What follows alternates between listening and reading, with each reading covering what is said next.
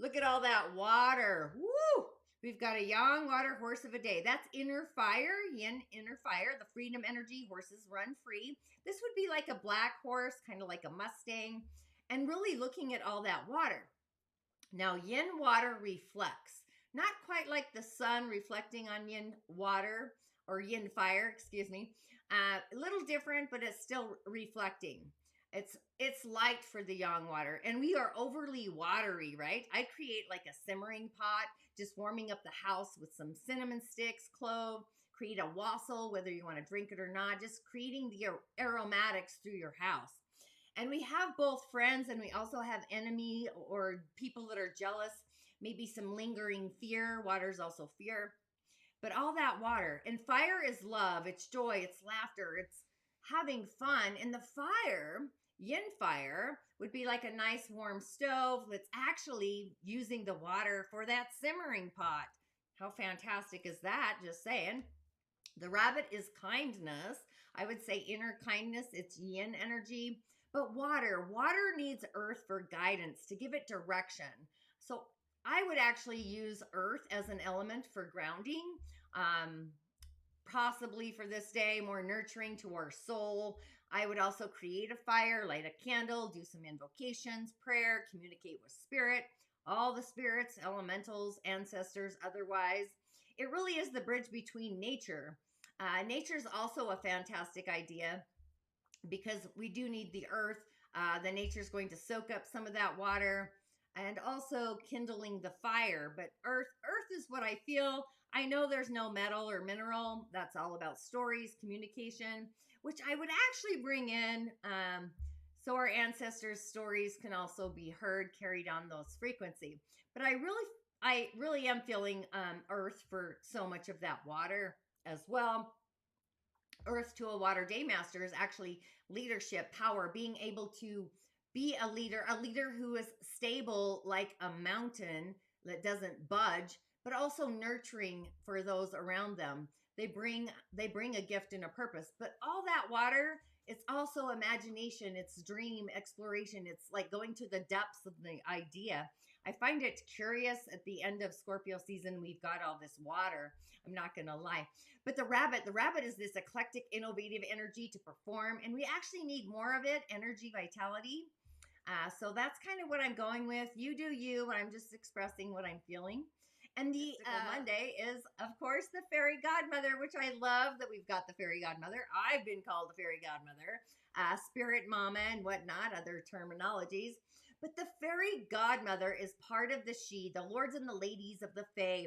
They actually bring in the energies of the singers of the realm into our world, and they mediate their energies. They're kind of the intermediary. They are like angels, divas. They've been called many of things. The singers, excuse me. But either way, the 25 is a faith holder, holding the faith, having faith, knowing we all have a fairy godmother. We all have gifts. We all got talents. We've all got grace, streams of grace, and so much more. Helpful healing lessons. But her name is Sairie, which I love. And she's got this glimmering, glowing smile. Her hands, I don't know if you could tell, she's got sparks coming out of her hands, plus her jewels.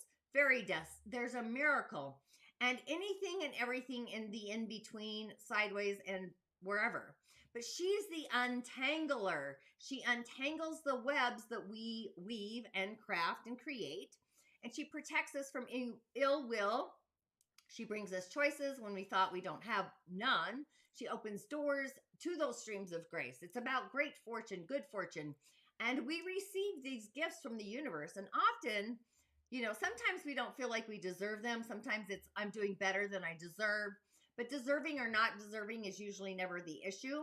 Knowing that we are love incarnate. We are our own little mini god divas. We are loved. Simple, often complex. But this little fairy godmother, Sairie, I love her name, Sairie. I'm probably saying it wrong, but who knows? We actually had her a few weeks ago as well, as far as I could remember. She was otherworldly, though. But she's the giver of grace, useful lessons, things that we learn from, getting the memo. And she's the only one to wear that true crown of stars, flowers, branches. And she's offering us a last-minute kind of rescue today. knowing that good things are going to happen better than we possibly believe we deserve or that we don't deserve. We haven't thought to ask possibly about them. You know, I have a song that everything in the world's going to work out just fine.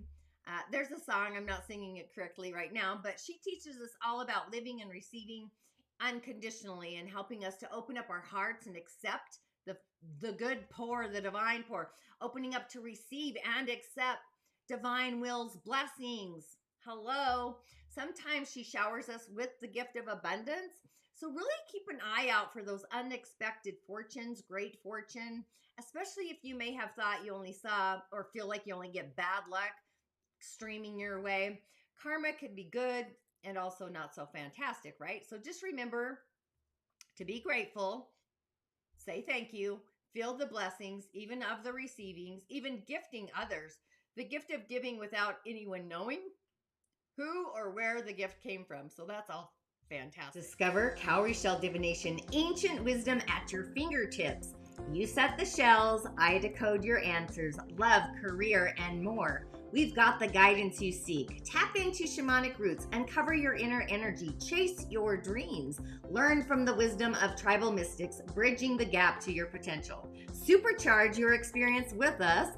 Book now at tonyadee.tv for self-discovery, and I will see you on the other side. Ashe.